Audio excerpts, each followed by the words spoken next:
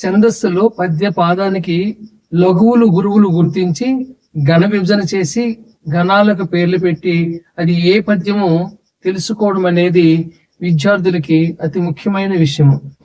ఇక్కడ ఉన్నటువంటి ఈ పద్య పాదాలకు ఘన విభజన చేసే ముందు లఘువులు గురువులు గుర్తిద్దాం. ఈ లఘువులు గురువులు గుర్తించే పద్ధతిలో ఒక 3 పద్ధతులు చెప్తాను. 1 సాధారణ పద్ధతి, 2 ఉత్తమ పద్ధతి, 3 ఉత్తమోత్తమైన పద్ధతి. ఈ ఉత్తమోత్తమైన పద్ధతి అంటే ఈ 3వ పద్ధతి అనేది అత్యంత సులువైనది, అత్యంత విశ్వసనీయమైనది. కాబట్టి ఈ వీడియోని చూసి లైక్ చేయండి, సబ్స్క్రైబ్ చేయండి, అందరికీ షేర్ చేయండి. చాలా ముఖ్యమైనటువంటి విషయం ఇక్కడ చెప్పబోతున్నాం. ఇక్కడ విషయానికి వస్తే ముందు పద్య పాదాలని మనము పరిశీలిద్దాం. ఇక్కడ 3 పద్యాల నుంచి ఒక్కొక్క పాదాన్ని తీసుకోవడం జరిగింది.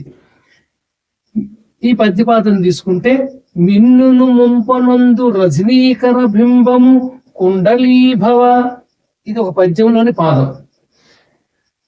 ఇది దిశలను కొమ్మలయ్యనతి దీర్ఘములైన కరంబులను బ్రియము, ఇదొక పద్యంలోని పద్యపాదం. సతతాచారము శ్రోణతంబు కృపయున్ సత్యంబును శీలము, ఈ విధంగా 3 పాదాలు 3 రకాల పద్యాలకు సంబంధించిన వాటిని తీసుకోవడం జరిగింది. ఇప్పుడు సాధారణమైనటువంటి లఘువులు గురువులు గుర్తించేటువంటి పద్ధతి తీసుకుంటే కాస్త లఘువులు గురువులు ఏ అక్షరాలు లఘువులు, ఏ అక్షరాలు గురువులు అవుతాయి, ఏ అక్షరం తర్వాత సంయుక్త అక్షరం ఉంటే ఏమవుతుంది, ద్విత్వాక్షరం ఉంటే ఏమవుతుంది, పుల్లక్షరం ఏమవుతుంది, ఇలా రకరకాలుగా చెప్పిన తర్వాత వాటిని బట్టి చెప్తాము. ఈ విధంగా చెప్పి ఎలా చేస్తామంటే మిన్నును, ఇక్కడ ద్విత్వాక్షరం ఉంది కాబట్టి ఇది గురువు అని చెప్తాము. ఇది లఘువు అంటే ఇక్కడ దీర్ఘం కానీ ఏది లేదు కాబట్టి లఘువు అని చెప్తాము. ఇది లఘువు, 0 ఉంది కాబట్టి గురువు. ఇది సాధారణమైన అక్షరం కాబట్టి లఘువు, 0 ఉంది కాబట్టి గురువు. ఇది సాధారణమైన లఘువు, ఈ లఘువు లఘువు గురువు, లఘువు లఘువు గురువు, లఘువు లఘువు గురువు, లఘువు గురువు, లఘువు గురువు. ఈ గురువు ఎందుకు అనేది జాగ్రత్తగా చెప్తాను బాగా. ఇలా ఇది సాధారణమైన పద్ధతి. అంటే ముందు అక్షర వర్ణమాలలోని అక్షరాలను, గుణింతాల్లోని అక్షరాలు, ఈ అక్షరాలు దీర్ఘాలు గురువులు, దీర్ఘాలు లేనివన్నీ లఘువులు.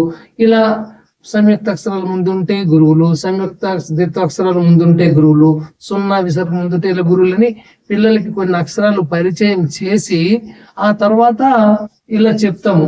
ఇది ఏంటంటే ఈ పద్ధతిలో పిల్లలు గుర్తుపెట్టుకోవడం అనేది అది ఇబ్బందికరంగా ఉంటుంది. కాబట్టి ఈ పద్ధతిలో పిల్లలకు సరైనటువంటి అవగాహన కలుగుతుంది అనేది చెప్పడం అది సమంజసమైన విషయమే కాదనేది నా ఉద్దేశం. అయితే ఈ విధంగా చెప్పడం జరుగుతుంది. ఇక 2వ పద్ధతి కాస్త ఉత్తమమైన పద్ధతి ఏంటంటే మనం పద్యపాదాన్ని చదివి ఆ పద్యపాదం యొక్క ఉచ్చారణ బట్టి చూడండి.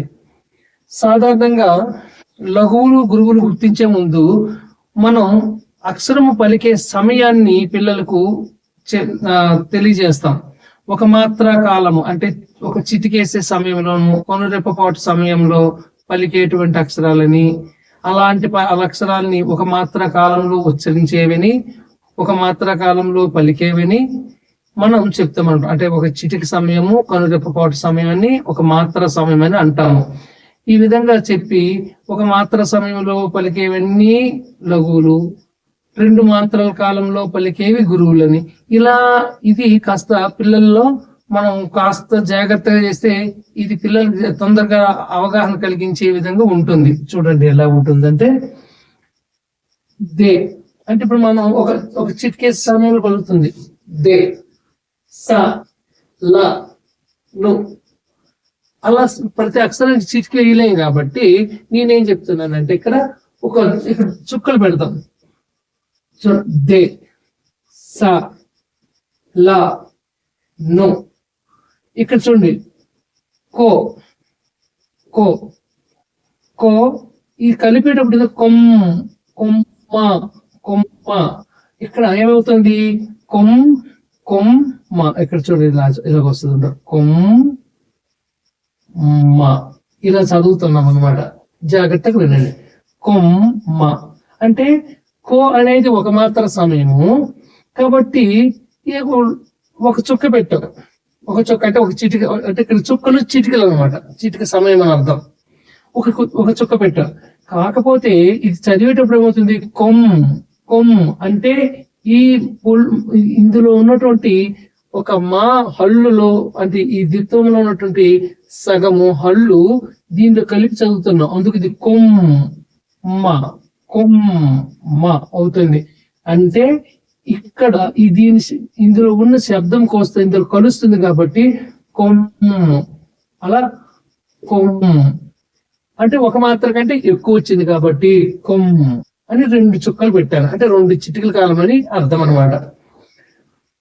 మళ్ళీ దే స ల ను కొమ్ అంటే ఒక మాత్రే.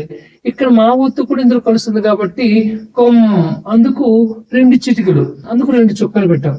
ఇక్కడ ఇప్పుడు దీనికి వచ్చినప్పుడు ఏమవుతుంది కొమ్మ.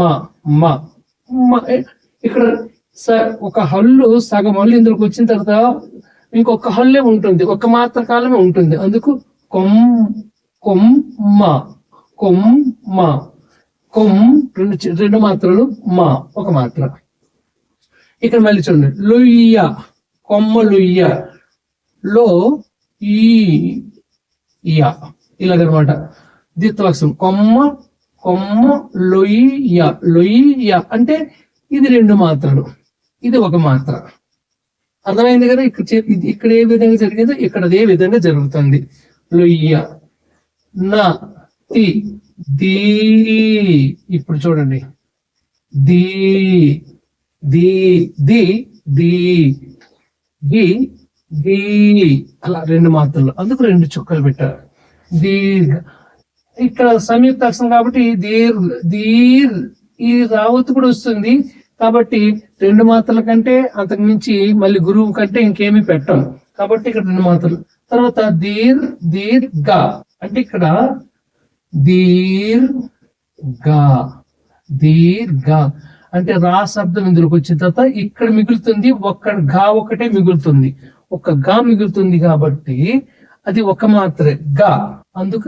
అందుకు ఈ అక్షరానికి ఒక చుక్క పెడతాం అంటే ఒక మాత్ర అర్థం.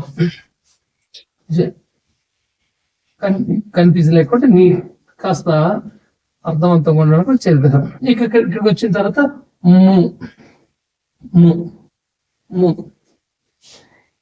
లై యాక్చువల్లీ ఐ గాని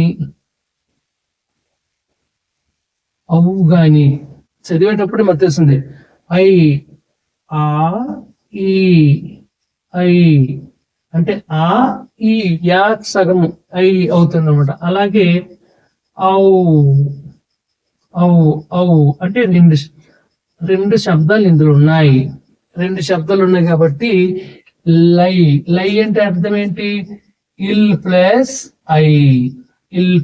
ఐ కాబట్టి 2 శబ్దాలు కనుక ఇది 2 మాత్రల కాలంగా తీసుకొని దీనికి 2 చుక్కలు పెడదాం. లై నా ఒక మాత్రే నా. క ఒక మాత్రే. రా ఒక మాత్రే. కాకపోతే కరం సున్నా ఎంత అవుతుంది? దీనిలో కలిపి చదువుతున్నాం కాబట్టి కరం దీనికి 2 మాత్రలు పెడతాము. సున్నా ఇందులో కలిసిపోతుంది కాబట్టి ఇంక దీనికి ప్రత్యేకంగా ఏం పెట్టాం? కరం బు లా తర్వాత ఉన్నటువంటి పుల్ అక్షరం కూడా ఇందులో కలిసిపోతుంది. కరంబుల్లన్ అందుకు దీనికి 2 మాత్రలు ఇచ్చారు. మరి దీనికి ఆల్రెడీ ఇది ఉంది కాబట్టి దీనికి 1 మాత్ర ఇచ్చాం కాబట్టి దీనికి ఇంకా ప్రత్యేకంగా ఈ నకార పుల్లుకి ఏమీ పెట్టము. ఈ విధంగా వచ్చిన తర్వాత బ్రీ, ఈ బ్రీ ఇది సంయుక్త అక్షరం అయినప్పటికీ దానికి దీర్ఘం కానీ తర్వాత ఏం లేదు కాబట్టి ఇది లఘువే అవుతుంది బ్రీ. ఒకవేళ ఇటు ఇది ఈ నకారం పొలి లేకపోతే ఈ ప్రత్యేకమైన సంయుక్త అక్షరం ఉంది కాబట్టి ఇది అయ్యి ఉండేది. కాబట్టి ఆల్రెడీ పొల్లు ఉండడం వల్ల ఇది గురువు అయ్యింది కనుక ఇది దీని యొక్క ప్రాధాన్యత ఇక్కడ మనం చూడవలసిన అవసరం లేదు. కాబట్టి బ్రీ. ఇక్కడ యా యా యా ఒక మాత్ర, ఈ సున్నా కూడా ఇందులో కలుస్తుంది కాబట్టి యం ప్రియం ప్రియం. ఇవి వీటి మాత్రల సమయంలో పలికే విధంగా చెప్తాను. ఇప్పుడు ఒక మాత్ర అంటే లఘువు లఘువు లఘువు లఘు. దీనికి రెండు మాత్రలు కాబట్టి రెండింటిని ఇలా కలుపుదాం, దీన్ని ఇలా పొడిగేస్తాం. ఇప్పుడు ఇక్కడ రెండు మాత్రలు అంటే రెండు చుక్కలు పెట్టాం కాబట్టి ఇలా చేద్దాం. దీనికి ఇలా ఇలా ఇలా ఈ రెండు చుక్కలు దీనివే కనుక ఇలా కలుపుదాం ఇలా. ఇప్పుడు లై ఈ రెండు చుక్కలు దీనివే కనుక ఇలా చేద్దాం. చూడండి ఎంత ఈజీగా వచ్చేస్తున్నాయి లఘువులు గురువులు వచ్చేస్తున్నాయి. ఇది లఘువులు గురువులు పెట్టేటువంటి ఇది ఒక పద్ధతి. ఈ విధంగా పెట్టడం వల్ల పిల్లలకి కాస్త చదువుతూ ఉంటే ఆ ప్రొనౌన్సియేషన్ బట్టి ఆ ఉచ్చారణ బట్టి లఘువులు గురువులు పెట్టడము బాగానే జరుగుతుంది. అలా దే స ల ను కొమ్ కొమ్ కాబట్టి గురువు.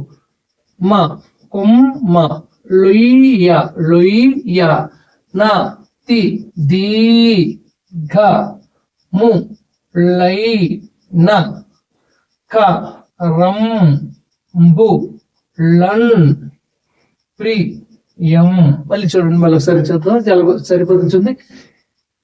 దే స ల ను కొమ్ కొమ్ కదా కొమ్ మ లొయ్య న తి దీ క ము లై న క రం బు లన్ బ్రి యం.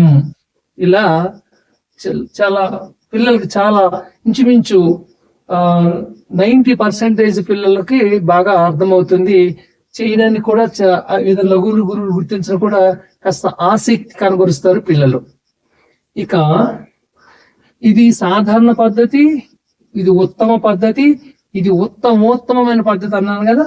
చూడండి ఈ ఉత్తమోత్తమైన పద్ధతి ఎలాగుంటుందో నిజంగా చూడండి. ఈ ఉత్తమోత్తమైన పద్ధతి అంటే ది బెస్ట్ మెథడ్. లఘువులు గురువులు గుర్తించడంలో ది బెస్ట్ మెథడ్. అంతే, వినండి చూద్దాం. ముందు నేను ఏం చేస్తానంటే ఈ పాదం అంతట్లో ముందు ఏ అక్షరాలు గురువులు అవుతాయో ముందు గురువులను గుర్తిస్తాను. ఏ అక్షరాలు గురువులు అవుతాయో ఆ అక్షరాలు గురువులు గుర్తిస్తాను.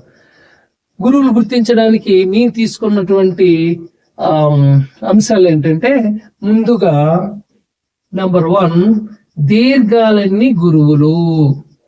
అంటే మన తెలుగు అక్షరాల్లో ఈ దీర్ఘం అనేది ఈ విధంగాను ఉంటుంది. ఇలా అంటే ఒక అడ్డుగా గీతకి చివర ఒక వృత్తం ఉంటుంది, అది దీర్ఘము. తర్వాతను ఒక అర్ధచంద్రాకారంలో ఉన్నటువంటి వృత్తము కాస్త హెచ్చు తగ్గులతో ఇలా ఉంటుంది, ఇది దీర్ఘము. ఇలాంటివి మనకు కనిపిస్తుంటాయి. ఇప్పుడు చూడండి, ఇది దీర్ఘం కదా, ఇలాంటిది అనమాట. గుడి దీర్ఘము, ఇది గుడి దీర్ఘము. ఓర్తవ దీర్ఘము, ఇది గుడి దీర్ఘము. ఇక్కడ గుడి దీర్ఘము. తర్వాతను కొన్ని దగ్గరలో ఓర్తవం అంటే కోటి అని రాసామనుకోండి, కోటీశ్వరుడు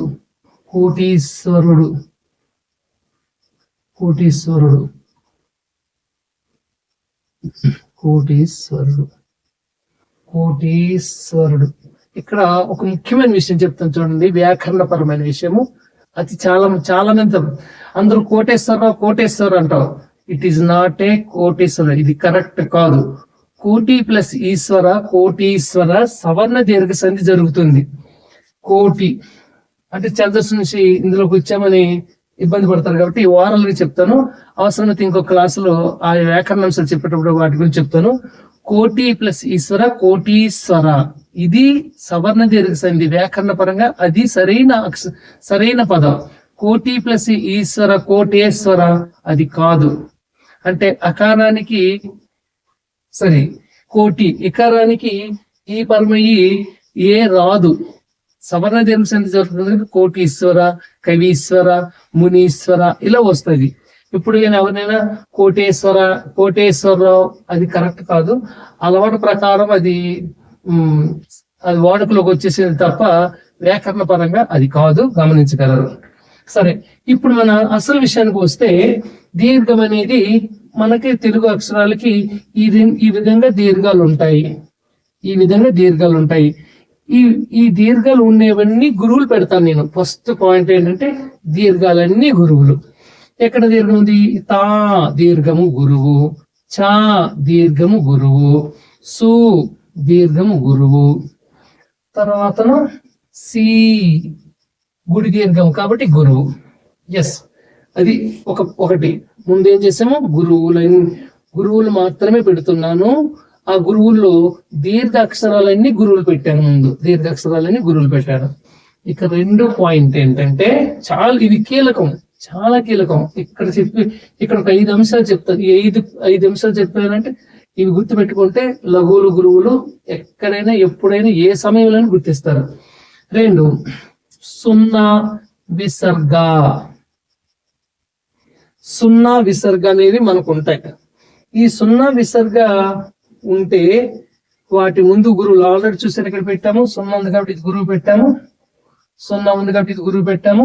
అంటే ఇక్కడ విసర్గ లేవు కాబట్టి మనం వాటిని చెప్పలేదు. ఇక్కడ సున్నా ఉంది కాబట్టి ఇది గురువు పెట్టాము, సున్నా ఉంది కాబట్టి ఇది గురువు పెట్టాము. ఈ విధంగా సున్నాలు ఉన్నాయి కాబట్టి సున్నా ఉంది కాబట్టి గురువు పెట్టాము. కాబట్టి సున్నా ఉంటే సున్నాతో కూడుకున్న అక్షరాలని గురువులు పెడతాం. ఒకవేళ విసర్గ ఉంటే విసర్గ ఉన్నవి కూడా పెడతాం.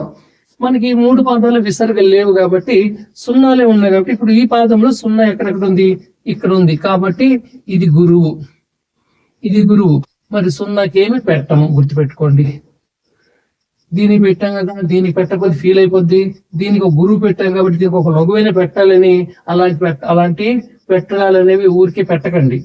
పెట్టవలసిన దగ్గర పెట్టాలి. అనవసరంగా పెడితే ప్రమాదాలు వచ్చేస్తే అనవసరంగా పెట్టకూడదు. ప్రమాదం అంటే ఏం కాదులే, అక్కడ పాదము ఛందస్సు పోతుంది, మార్కులు పోతాయి అంతే. ఇంకే ప్రమాదాలను ఊహించుకోనక్కర్లేదు. కాబట్టి ఇది ఉంది కాబట్టి ఇది గురువు అయింది. కాబట్టి సున్నాలు ఎక్కడ ఉంది? ఇది ఒక సున్నా కాబట్టి ఇది గురువు అయింది. ఇంకెక్కడ సున్నా ఉంది? ఇది సున్నా కాబట్టి ఇది గురువు. ఇది సున్నా కాబట్టి ఇది గురువు. ఇంకా మళ్ళీ సున్నాలు అనేవి మనకి ఈ పాదంలో 2 ఉన్నాయి కాబట్టి అవి పెట్టాం. విసర్గ అక్షరాలు లేవు కాబట్టి విసర్గ లేదు కాబట్టి దీన్ని మనం నిర్లక్ష్యం చేసేస్తున్నాం, వదిలేస్తున్నాం. ఇక 3 ఇది చాలా ముఖ్యమైన విషయం. ఇది కూడా సంయుక్త. ఇక్కడ రాస్తాను 3వ పాయింట్. సంయుక్త ద్విత్వ. సం అంటే సంయుక్త, ద్వి అంటే ద్విత్వ. సం అంటే సంయుక్త, అంటే సంయుక్త అక్షరాలు, ద్విత్వ అక్షరాలు.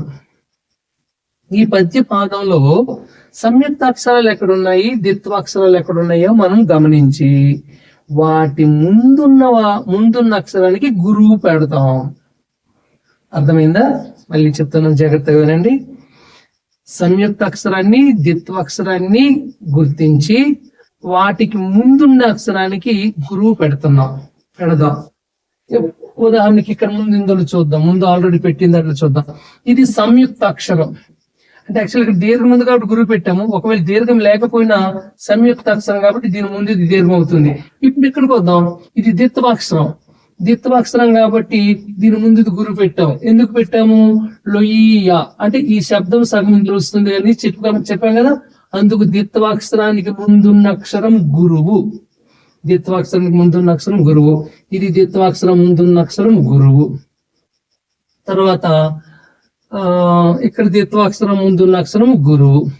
సంయుక్త అక్షరానికి సంబంధించి ఇక్కడ సంయుక్త అక్షరమే కానీ ఆల్రెడీ ఇది పొల్లు ఉండడం వల్ల ఇది గురువు అని పెట్టాము. ఒకవేళ ఇది నకార పొల్లు లేకపోయినా ఇది ఉండడం వల్ల ఇది గురువు అవుతుంది. అది మనం ఇందాక చెప్పుకున్నాం. ఈ విధంగా సంయుక్త ద్విత్వాక్షరాలకు ముందు ఉండేవి గురువులు పెడతాము. జాగ్రత్తగా వినండి. ఇక్కడ సంయుక్త అక్షరము, ఇక్కడ ఈ నాకు వృత్తము, నాకి వృత్తము, ఇక్కడ కాకి వృత్తం ఉంది. ఇవి సంయుక్త అక్షరాలు కావు, గుర్తుపెట్టుకోండి. ఇవి సంయుక్త అక్షరాల్లా కనిపిస్తాయి కానీ సంయుక్త అక్షరాలు కావు. సంయుక్త అక్షరం అంటే హల్లు కింద హల్లు ఒత్తు చేరితే సంయుక్తము. కాకపోతే ఇక్కడ ఈ రు అనేది, రుత్వం అనేది అచ్చువత్తు కాబట్టి ఇవి సంయుక్త అక్షరాలు కావు. అది మాత్రం గమనించండి. ఇప్పుడు సంయుక్త అక్షరాన్ని తీసుకుంటే ఇక్కడ ఇదిగో సత్యంబు, సత్య దీని ముందుది గురువు అవుతుంది.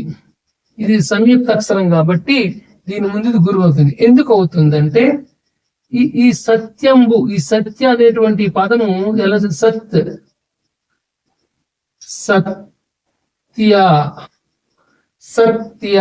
సత్య అంటే సాలో ఈ తకారపు శబ్దం కూడా తా శబ్దం కూడా సాలో కలిసిపోతుంది కాబట్టి ఇది గురువు అయ్యింది. ఇది సాధారణంగా తీసుకుంటే సా దీర్ఘం లేదు కాబట్టి లఘువే. కానీ ఇక్కడ సంయుక్త అక్షరం ఉంది కనుక సత్ అంటే ఈ సాలోని తకారపు శబ్దం ఇందులో కలుస్తుంది కాబట్టి ఇది గురువు. కాబట్టి సింపుల్ గా మనం గుర్తుపెట్టుకోవాలి, సంయుక్త అక్షరానికి ముందుండే అక్షరం గురువు అవుతుంది, ద్విత్వాక్షరానికి ముందుండే అక్షరం గురువు అవుతుంది. ఈ విధంగా ఈ పాదంలో తీసుకుంటే ఇది సంయుక్త అక్షరం, దీని ముందు గురువు అయింది. ఆ తర్వాత ఇంకెక్కడ సంయుక్త అక్షరాలు కానీ ద్విత్వాక్షరాలు కానీ మళ్ళీ ఇందులో లేవు. ఇది సంయుక్త ద్విత్వాక్షరాలు. ముందు ఏం చేసాము? దీర్ఘాలన్నీ గురువులు పెట్టాం. 2 సున్నా విసర్గ అక్షరాలు చూసి ఆ సున్నా ఉన్న అక్షరానికి గురువులు పెట్టాం. సంయుక్త ద్విత్వాక్షరాలు ముందుండేదానికి గురువులు పెట్టాం. ఇక 4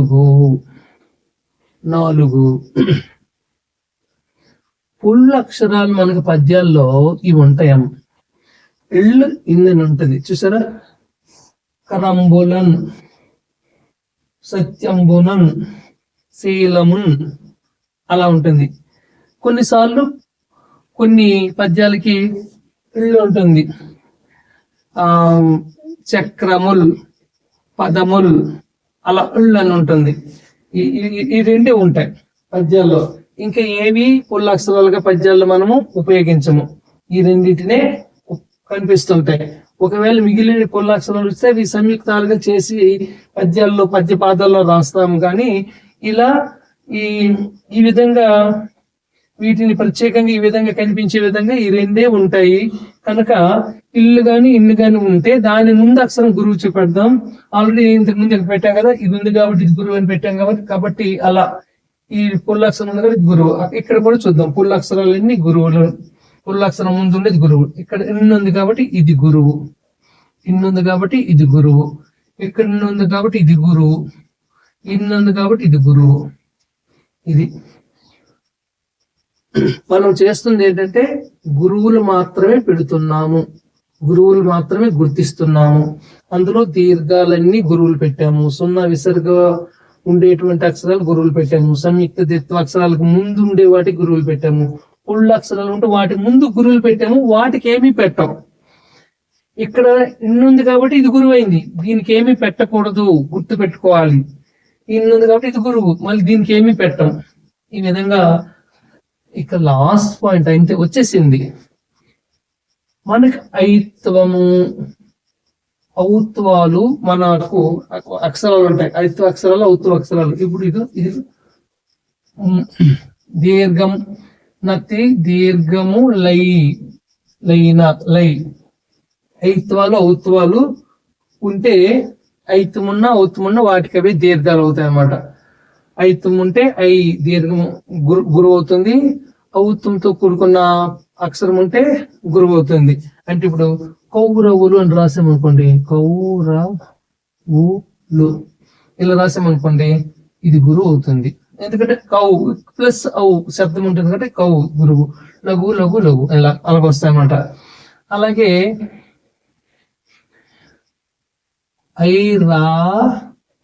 ఐరావతం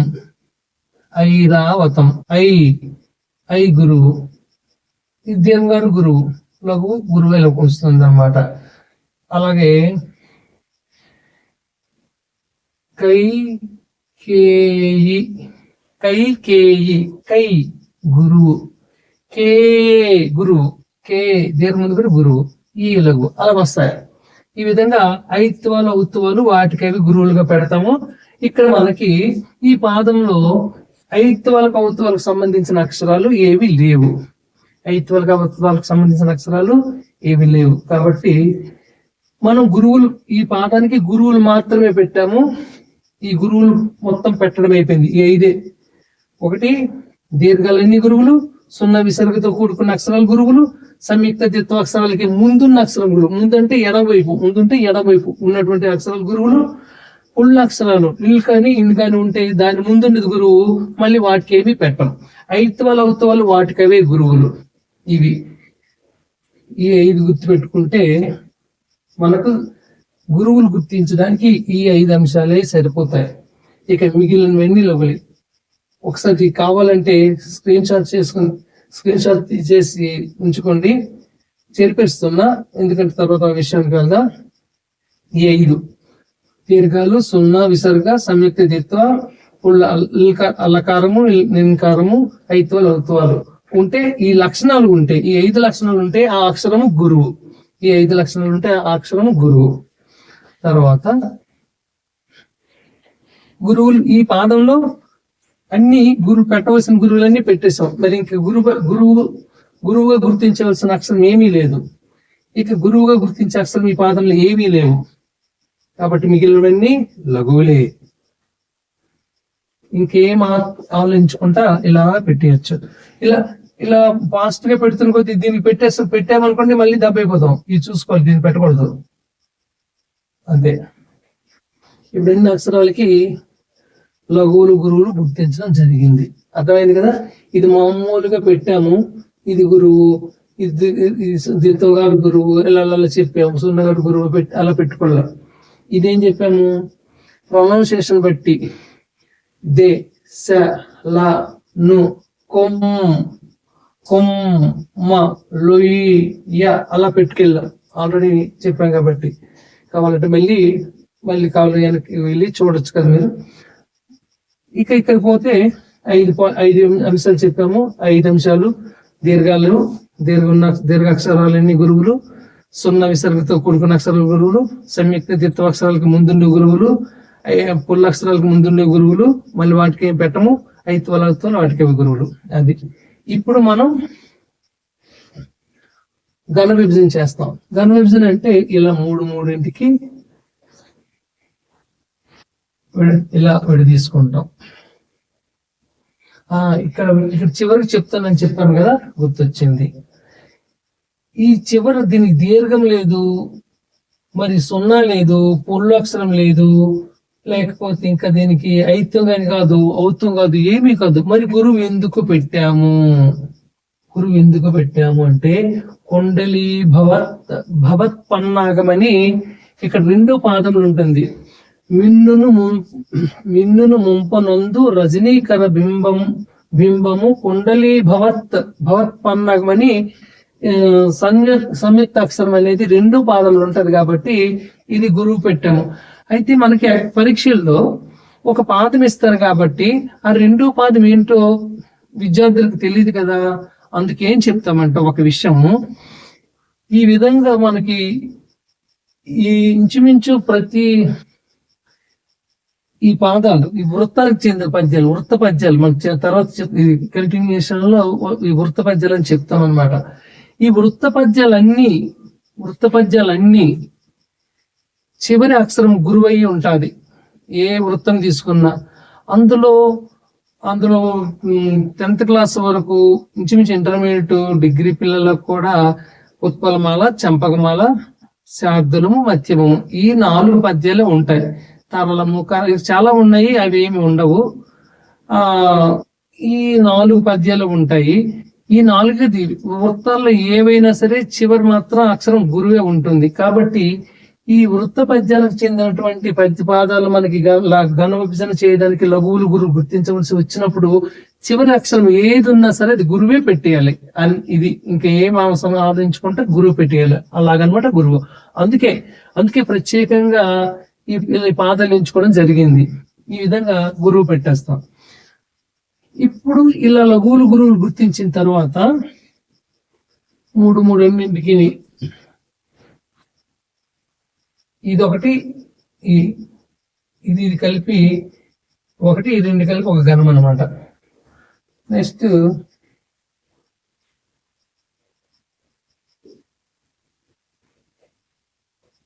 ఈ 2 ఇదొకటి, ఈ 2 లఘువు గురువు, ఈ గురువు కలిపి ఒక గణము. ఇలా మనం రాసుకున్న తర్వాత మీ అందరికి తెలుసు యమాత రాజబానస లగం.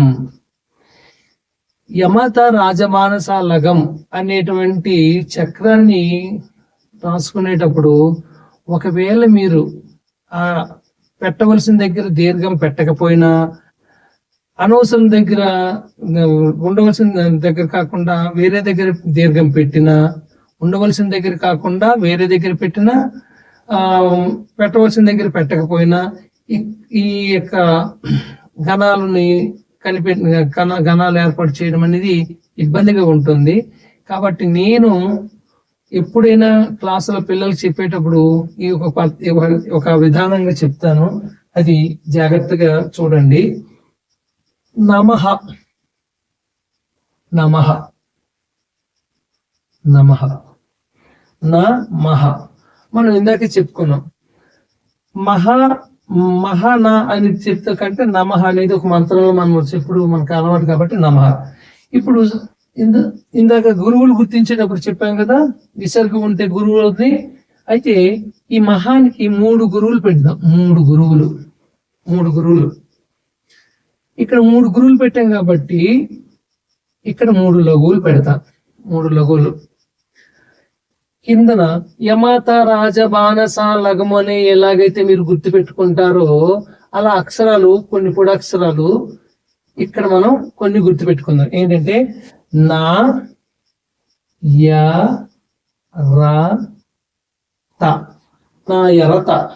యమాత రాజబానస లగం అని దీర్ఘాలు ఎన్నికంటే అవి ఏమి అన్ని హ్రస్వ హ్రస్వాలే. నా యరత, నా యరత. ఇక మహా తర్వాత భ జ స, మా భజస నా ఎర్రత అలా వస్తుంది. మహా తర్వాత కింద భజస, నా కింద ఎర్రత. జస్ట్ ఇప్పుడు చూద్దాం. ఇక్కడ నాకు 3 గురువులు పెట్టాం కదా, ఈ 3 గురువుల్ని ఈ 3 గురువుల్ని ఈ 3ంటికి పంచుదాం. ఎలా పంచుదాం? ఈ ముందున్నటువంటి మొదటి గురువుని దీనికి మొదటి స్థానంలో పెడదాం. మొదటి స్థానంలో పెట్టి తర్వాత 2 స్థానాలు, ఎందుకంటే మూడు అక్షరాలే కనాలి కదా, వీటిని 3 అక్షరాలు కనాలి. అక్షర గణాలు అంటాము. అక్షర గణాలు 3 అక్షర గణాలు, 3 అక్షరాలతో ఒక గణం అదే ఇక్కడ అర్థం అనమాట. అన్ని 3 అక్షరాలే కాబట్టి ఈ 1వ స్థానంలో దీనికి 1వ స్థానంలో పెట్టి మిగిలిన 2 స్థానాల్లో గురువులు పెడదాం. ఇది రెండు లఘువు, ఈ 2 లఘువు ఈ 2 అక్షరానికి 1 2 3 కదా, 1 2 3 కదా, 1 1 ఇది 2 అక్షరం కాబట్టి ఈ 2 అయితే 2 స్థానాలు పెట్టి మిగిలినవి గురువులు పెడతాం. ఇది 3వ స్థానం కదా, 1 2 3 కదా, 1 2 3 దీనికి 3వ స్థానంలో లఘువు పెడదాం, మిగిలిన 2 గురువులు పెడతాం. జాగ్రత్త చూడండి. ఇప్పుడు చూడండి, ఆది లఘువు యగనం, మధ్య లఘువు రగనం, అంచె లఘువు తగనం. సేమ్ ఇక్కడ కూడా అంతే. ఈ మొదటి స్థానంలో గురువు, తర్వాత 2 లఘువులు, మధ్యలో గురువు, తర్వాత చివర గురువు. మొదటి స్థానంలో ఉంది, మొదటి స్థానంలో గురువు పెట్టి మిగిలిన లఘువులు. ఇది 2వ స్థానము, దీనికి 2వ స్థానంలో పెట్టాను. ఇది 3వ స్థానంలో ఉంది, 3వ స్థానంలో. చూడండి, దీన్ని ఈ విధంగా గురువుల్ని గణాలని ఏర్పాటు చేస్తాం. అది యమత రాజబానస లాగా వేసుకున్న తర్వాత అలా ఒకటి అలా తీసుకోవాలి. బగరం కావాలనుకుని బా నుండి 3 అక్షరాలు తీసుకోవాలి. ఇలా అంత ఇబ్బంది ఇక్కడ ఏం లేదు. నమః అని రాసాము, 3 గురువులు పెట్టాము, ఇక్కడ 3 లఘువులు పెట్టాము. ఆ కింద రత రాసాము, భజస రాసాము. యాకి మొదటి స్థానము ఇది 1 2 3 1 2 3 ఆయా స్థానాల్లో లఘువులు పెట్టి మిగిలిన గురువులు పెట్టాం. ఇక్కడ ఈ గురువు ప్రాధాన్యంగా తీసుకున్నాం కాబట్టి ఈ గురువు ప్రాధాన్యంలో గురువు మొదటి స్థానం గురువు, 2వ స్థానం గురువు, 3వ స్థానం గురువు. అక్కడ తర్వాత లఘువులు పెట్టా. ఇది ఈజీ, మీకు ఇబ్బంది ఏం కాదు. ఈ విధంగా పెట్టుకున్న తర్వాత లగం అని ఉంది కదా మనకి, యమత రాజమానస లగం. అది దానికి సంబంధించి కూడా ఇలా రాసుకున్న తర్వాత ఒక్క గురువు రాసి దానికి గాన పెట్టండి. లఘువు గురువు రాసి వాన పెట్టండి. ఒక గురువు రాసి గాన పెట్టుకోండి, లఘువు గురువు రాసి వగనం అని రాసుకోండి. వా అంటే వగనం. ఇవి చాలు మనకి. 3 3 6 + 2 8 గణాలు. వృత్త పద్యాల్లో ఈ 8 గణాలే వస్తాయి. వృత్త పద్యాల్లో మనకి ఇచ్చిన ఉత్పలమాల, చంపకమాల, శార్దుల, మత్స్యబాలతో పాటుగా మిగిలిన ఏ వచ్చినా ఈ 8 గణాలే వస్తాయి. ఇప్పుడు చూడండి చక్కగా మనం పేర్లు పెట్టేస్తాం. మొదటి గురువు ఉంది, 2 లఘువులు ఉన్నాయి. మొదటి గురువు 2 లఘువులు, బగనం. మధ్య లఘువు రగనం. 3 లఘువులు నగనం. మళ్ళీ ఆది లఘువు భగనం. రగనం. లఘువు గురువు వగనం. లఘువు గురువే మిగులుతుంది, అలాగే వగనం. తర్వాత 3 లఘువులు నగనం. తర్వాత మధ్య గురువు ఆది గురువు భగనం. మధ్య గురువు జగనం. నజ భజ. మళ్ళీ ఇది జ. గురువు లఘువు గురువు రగనం. ఇది కలిపి రగనం. నజ భజ చేసిన. ఇక అంచెలఘు అంటే లఘువు గురువు సగనం. ఆది లఘు గురువు భగనం. మధ్య లఘు రగనం. నెక్స్ట్ 3 లఘువులు నగనం. 3 గురువులు మగనం. లఘువు గురువు యగనం. ఇది యగనం. ఒక్క గురువు గ. సబ రన మా ఈ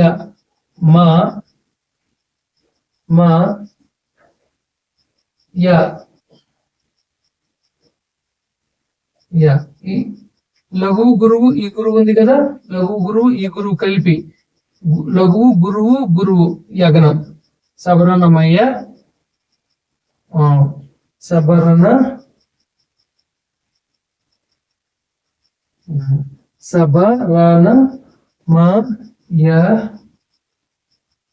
ఓకే. ఇక్కడ మనం చిన్న తప్పు చేసాము.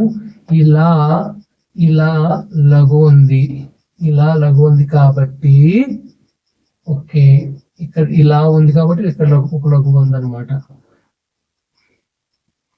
అందుకే జాగ్రత్తగా పెట్టుకోవాలి. ఇప్పుడు చూడండి, లఘువు గురువు యగనము, లఘువు గురువు వగనము. లఘువు గురువు వగనము. ఈ విధంగా మనం భరణ బబరవ, ఉత్పలమాల, నజభజ జజర, చంపకమాల, సభరణమయవ చూడండి, సభరణమయ మత్యభం. మస జస తతగాని పద్యం ఉంటుంది, అది శార్దూలంలో ఉంటుంది. ఇది ఈ విధంగా మనం లఘువులు గురువులు గుర్తించి ఈ విధంగా రాసుకొని ఆ గణాలకు పేర్లు పెట్టి మనం ఛందస్సుని, ఇది ఇచ్చినటువంటి పద్యపాదము, ఏ పద్యపాదము మనం గుర్తించవచ్చు.